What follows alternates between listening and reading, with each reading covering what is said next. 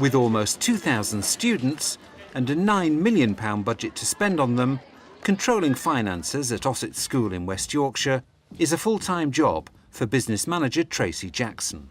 My role is quite varied and wide, and it covers more or less everything that isn't learning and teaching. So, for example, financial management, I look after the school budget. I also look after HR, so recruiting, premises management and the development of the premises, and then also anything to do with external contracts within the school. We tend to start by looking at what it is we want to spend it on, what our fixed costs are, and generally when we first put that together we find that we can't afford to do everything that we want to do.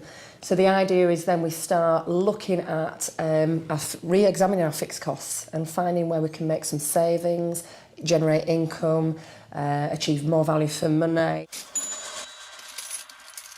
Payroll is something that I've often considered, but it seems a bit daunting and frightening. The amount we were paying per annum was £7,500. So we now run that service using our existing staff within school. Basically, we're making a saving of almost £7,000 per annum by running it in-house. I think it takes about 4 to 5 hours a month to run a payroll, and that's it. And we were so frightened of doing it, and it's actually quite simple.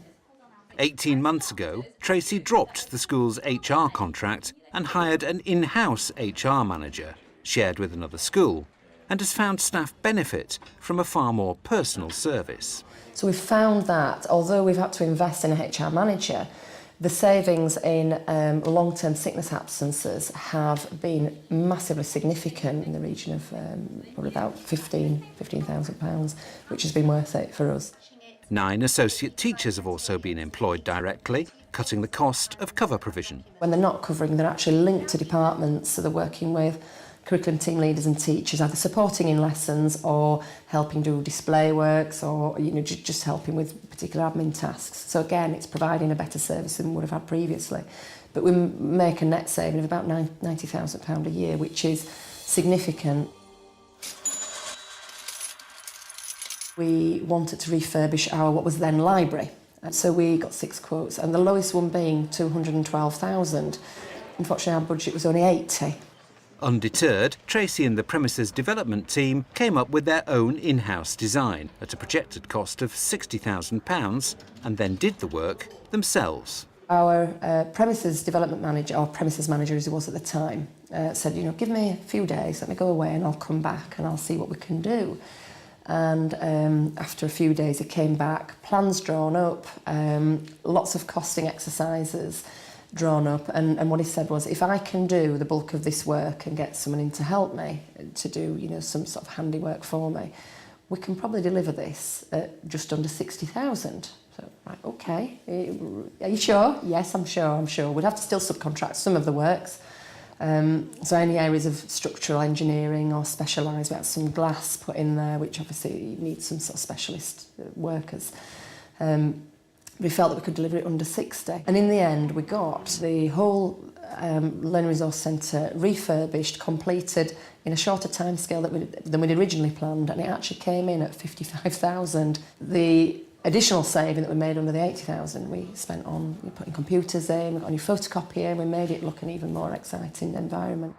This is our iBase that we've created. Originally we had a quote from an external provider, but we actually went out to tender for about £200,000, which we just simply couldn't afford. So again, we brought it in-house, gave it to our premises development team, and they actually managed to refurbish it at a higher spec than our original idea for less than £100,000, which was fantastic. What we've created is a huge learning space that can be used either for lessons, but it's also hired out by companies and other schools who use it for training purposes. So all of the IT equipment that we've got a load of laptops over there.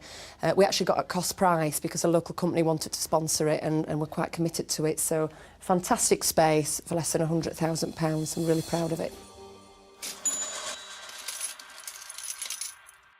Unhappy with the external ICT support contract, Tracy decided to employ staff directly.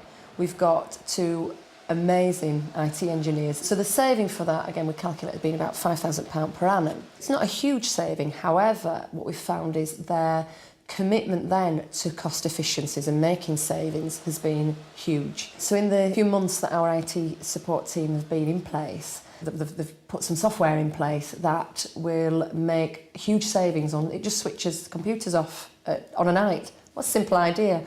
And we found that the first month that we had that in place, it saved over £1,000 in energy just by switching the computers off. It's amazing. The other thing that that we're about to embark on is virtualising the servers.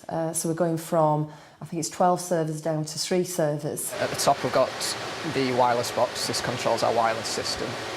And we've got our email server, our admin server, internet servers, storage and backups at the bottom there. At the moment all our servers are running at sort of 10% capacity. You've got 90% wastage there. After the summer holidays, all of this will be going. There'll be nothing left, and we'll just have 4 boxes, 4 new boxes to control everything. It will make a far more efficient system that will save in the region of £20,000 per annum. The team also looked into reducing the huge annual printing bill of £35,000 and came up with a solution. So the idea is we actually restrict per member of staff and per student the number of print copies they can do in a year or in a term, and we estimate that by honing that in and making people more accountable, we can save £20,000 a year. We are part of the Education Ossett Community Trust, so that's a trust of 9 schools within the town of Ossett, and where we felt that we could make some small savings but provide a much better level of service, and grounds maintenance was the one key element. And in the first year we've actually managed to generate income of £5,000, again to reinvest amongst the wider trust rather than just Ossett School. We've got a huge sports hall, we've got a swimming pool. We're very lucky to have a swimming pool, it's the only one in this town, so we ensure that those facilities are utilised up till 9:30 every night and also on a Saturday and a Sunday. We try and charge just slightly under the market rate because we want to make it accessible to the community of Ossett. We generate around about 110,000, but then obviously it costs about 50,000 just on energy, and the pool in itself, the pool maintenance, is quite expensive. So the net profit of that is about £60,000 per annum. My advice to other business managers and other leadership teams is to challenge everything, look at everything, don't ever accept anything on face value. If we're saving on certain elements of provision, we've got more to invest in, for example, teachers, or it may be in resources for children to give them the best possible opportunities for the future.